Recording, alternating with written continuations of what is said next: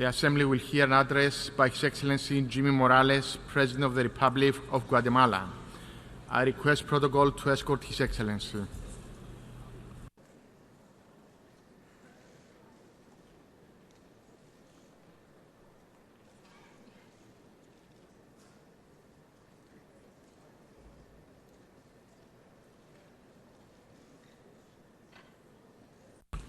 On behalf of the General Assembly, I have the honor to welcome to the United Nations His Excellency Jimmy Morales, President of the Republic of Guatemala, and to invite him to address the Assembly.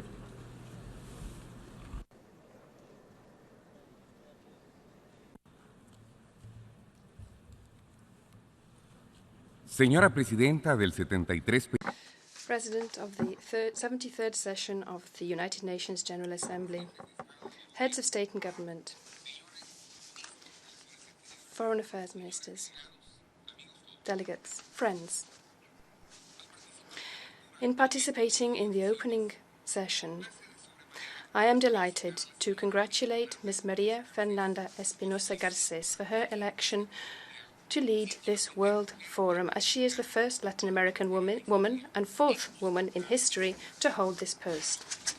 I therefore wish her success and have no doubt that she will carry out excellent work throughout this session.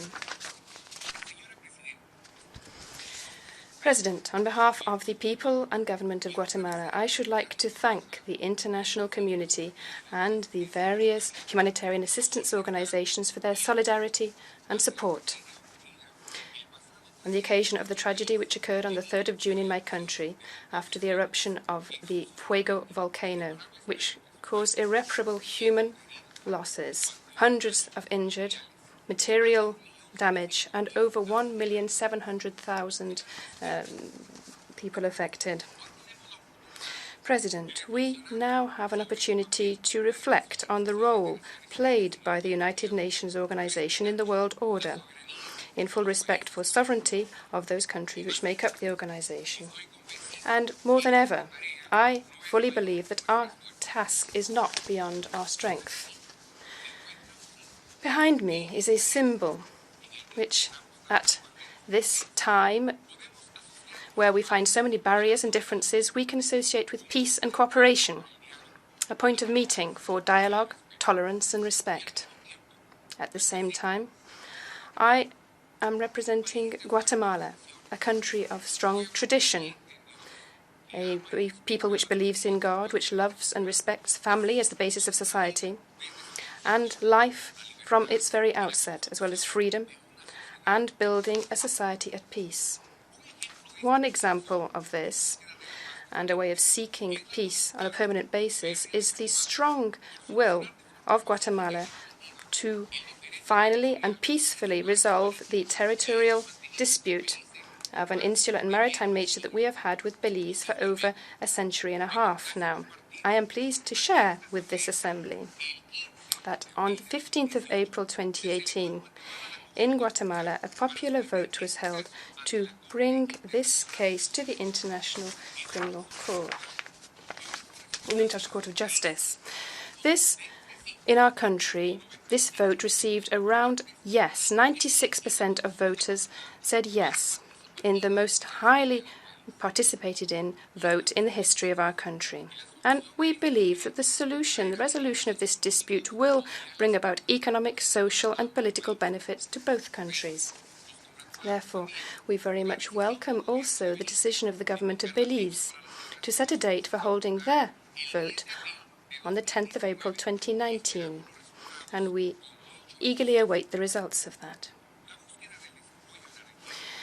Seeking development in the region also leads to peace and prosperity, and we are pleased to share the fact that Central American economic integration is continuing to be consolidated and to make progress after half a century. In 2018, we made a historic step forward by setting up a customs union between Guatemala, Honduras, and El Salvador.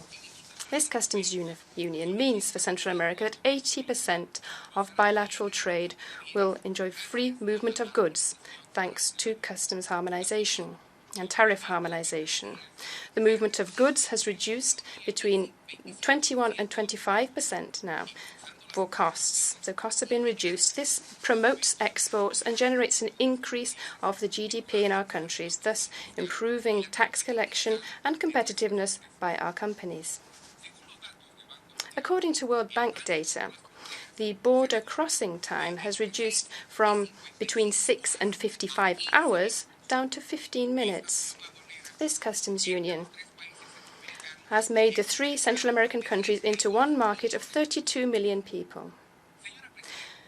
President, the efforts of Guatemala to combat cross-border threats is unprecedented in our region.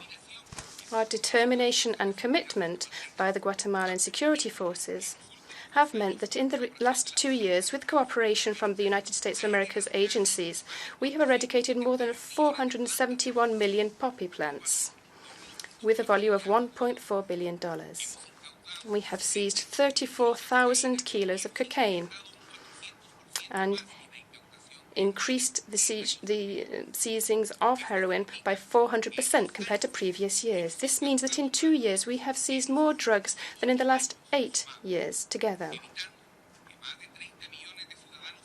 thus avoiding over 30 million US and European citizens affected by the consumption of these drugs. Guatemala has made significant progress in terms of transparency and combating corruption. The initiative and mechanism known as Open Government is moving into its 3rd National Action Plan, 2016 to 2018. It has an implementation rate of 87% in terms of meeting the commitments about access to public information, tax transparency, citizen participation, technological innovation, and accountability. Guatemala has worked hard to meet international standards of the Global Forum on Tax Transparency, ratifying the Convention on Mutual Administrative Assistance for Tax of the OECD. These efforts mean that Guatemala has moved out of the list of countries considered as tax havens. The Secretary General of the Presidency of the Republic of Guatemala was thus certified with ISO 9001-2015 in terms of quality management, and recently this same Secretariat was certified with the anti-bribery management system under ISO standard 37001-2016. This is unique worldwide. This management system we have helps institutions to improve their overall performance and provides a solid basis for sustainable development initiatives. This is a tool which will allow us to increase integrity, transparency, honesty, and complying with rules which minimize risks of bribery through compliance with legal obligations. Moreover, after 16 years since the last census took place, this year a national population and housing census was carried out with a digital cartography system. We reached 96% coverage of the households, and this will provide high-quality statistical information which will be vital for evaluating and measuring our public policies. President, I will now talk about security and justice.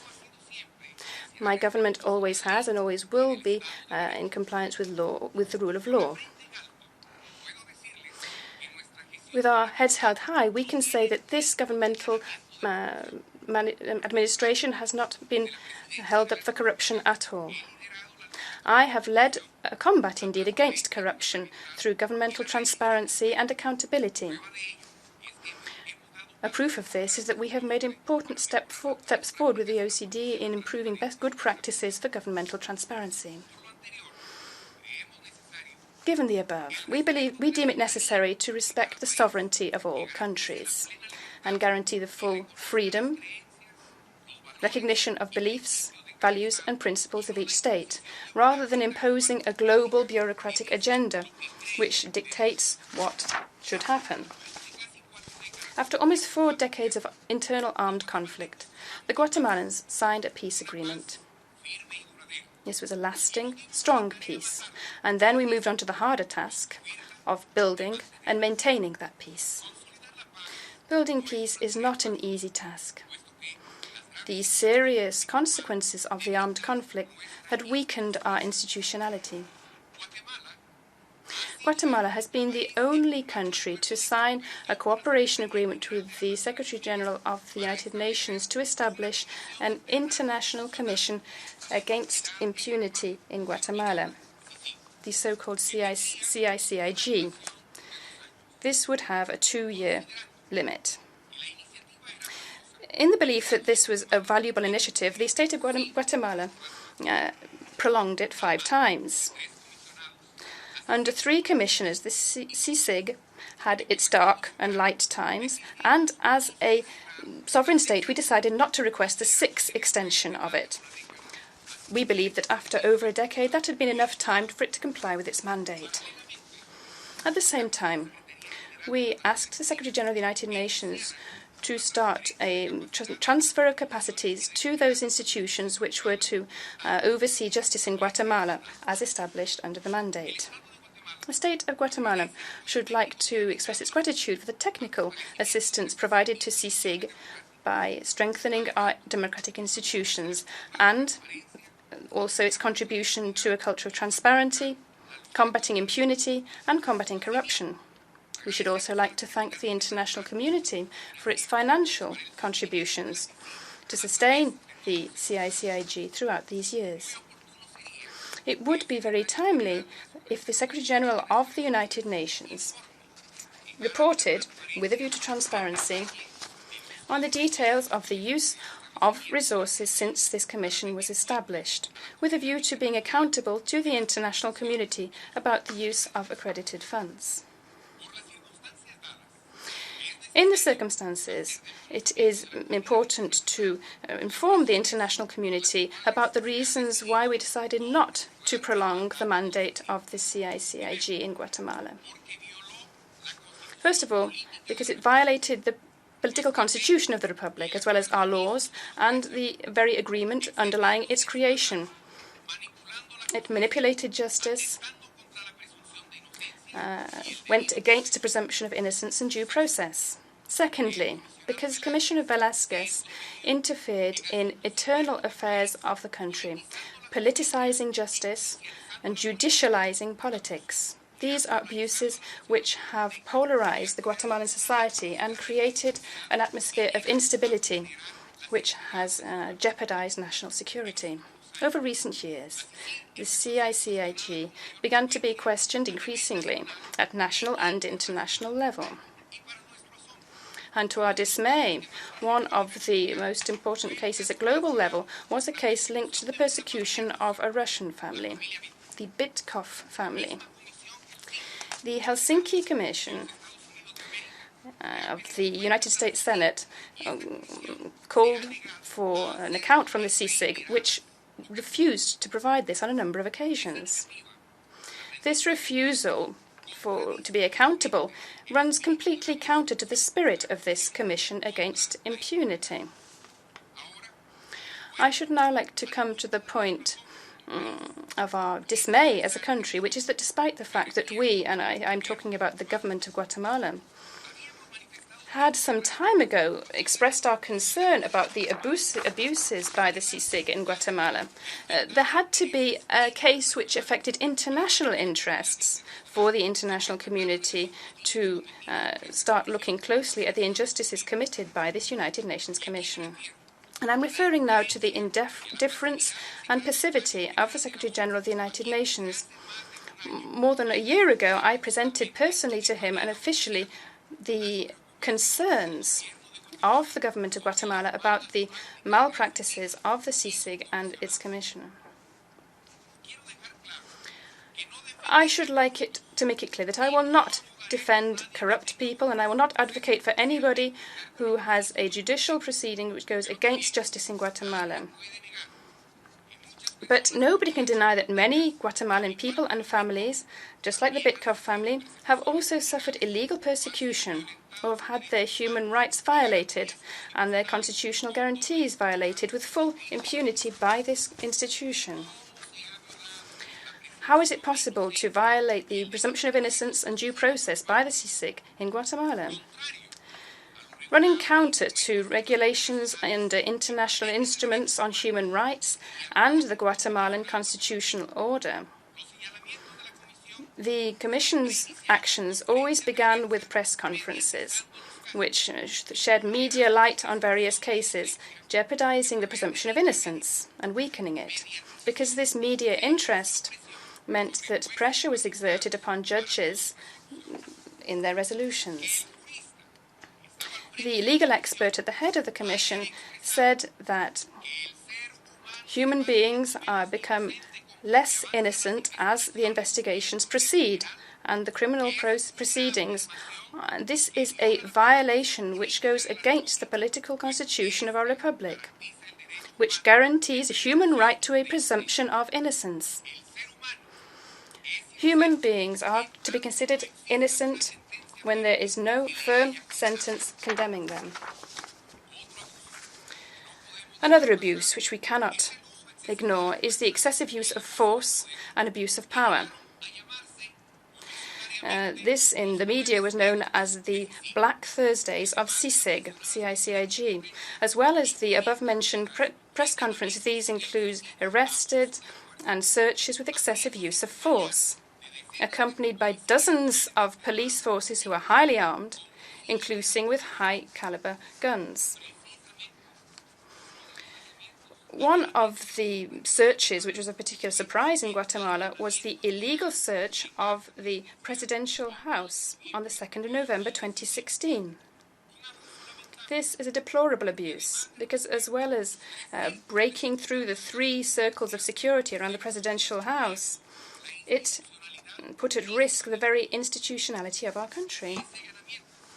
In this search, people belonging to the CICIG participated, as did United Nations vehicles. These facts attest to the fact that the concerns of the state of Guatemala, handed over personally to the Secretary General of the United Nations over a year ago, persist. There is also excessive use of pre-trial detention. This should be an exception, but the CICIG has made it into the rule in Guatemala. Under Guatemalan laws, nobody should remain more than 3 months in pre-trial detention. But in the CICIG cases, there are some people who spent more than 3 years in prison in this way. 5 years more during the proceedings, and then they were declared innocent. To date, there are hundreds of people who have been waiting for years in pre-trial detention. There is a case called the Pavo Real, where somebody was judged in Guatemala, somebody else in Austria, and somebody in Spain. In the 3 countries, the evidence put forward by CICIG were not enough, and they were declared innocent. Now, we can deplore 5 deaths caused by this abusive use of pre-trial detention, where pressure by the CICIG on judges meant that these judges did not provide any other methods of depriving liberty which would have guaranteed appropriate medical treatment for these people. And I should like to observe that this inhumane treatment was not even meted out to the most cruel criminals or drug traffickers and the most dangerous ones. There is another case I would like to bring to your attention, that of the young man Alfredo Zimeri. This 19-year-old was brutally beaten by CICIG staff, causing many serious fractures in his face and skull. Mr. Velasquez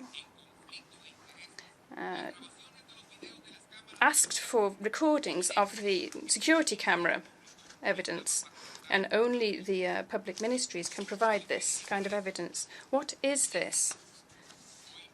Justice or impunity? In essence, the CICIG has become a threat to peace in Guatemala. It has constructed a system of terror, a system where anybody who thinks differently is persecuted, investigated, accused of coercing witnesses. They then become effective collaborators and are offered shortened proceedings and reduced sentences. The ideals of CICIG were unfortunately lost within the context of United Nations bureaucracy and the cult of the individual, who, as a matter of principle, should never be greater than the institution he is representing. It is true that Guatemala is now polarized as it had not been for decades. There are those who say that even during the armed conflict in Guatemala in the 80s, there was not this kind of polarization.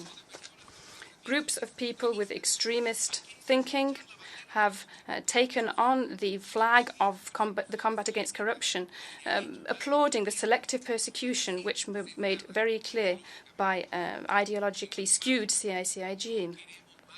In Guatemala, we want no more confrontation. What we want is peace and justice. With the same respect we always use, I publicly, here in this great assembly, I publicly call upon the Secretary General of the United Nations to make a common agreement to appoint the new commissioner of the CICIG to carry out the transfer of technical capacity to the corresponding institutions. Guatemala has acted in good faith at all times and maintained its conviction that disagreements can be solved in a harmonious way through dialogue. On other fronts, Guatemala is a country in a vulnerable tropical zone which suffers greatly from the effects of climate change. But once again, we are facing a prolonged drought which has affected the most vulnerable amongst our people. We have therefore decided to invest in to renew all the watering and mini-watering systems to help our farmers with scant resources. The country has directed the budget for public investment in this direction and in favour of the environment. We have designed a technology called biobarbas. The aim is to depollute rivers, beaches, seas and oceans. This technology has been recognized by the World Economic Forum. We continue to work tirelessly against chronic malnutrition. Our policy and national strategy for the prevention of chronic malnutrition 2016 to 2020 is directly related to the Sustainable Development Goals, bringing an end to hunger, achieving food security, improving nutrition and the equality of education. President, I am delighted to know that this Assembly has moved forward with the negotiating process on the Global Compact for safe, orderly and regular migration. Clearly, my government is focusing on improving the conditions of security and development with a view to decreasing migration and reducing risks run by migrants when they begin such a dangerous crossing in an attempt to improve their quality of life. We are continuing to work to strengthen our whole consular network. I will conclude my statement to this August Assembly by sending a message of unity to my people and of peace to the international community as a whole. I will go back to my country with the vision and hope of a brighter tomorrow for all. And I should like to quote the famous poet Rubén Darío when he talked about the homeland and said, "Whilst our homeland may be small, we dream big." Many thank you to all of you and God bless you.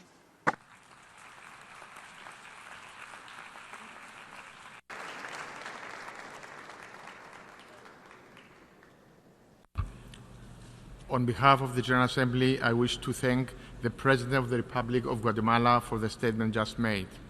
May I request representatives to remain seated while we greet the Head of State.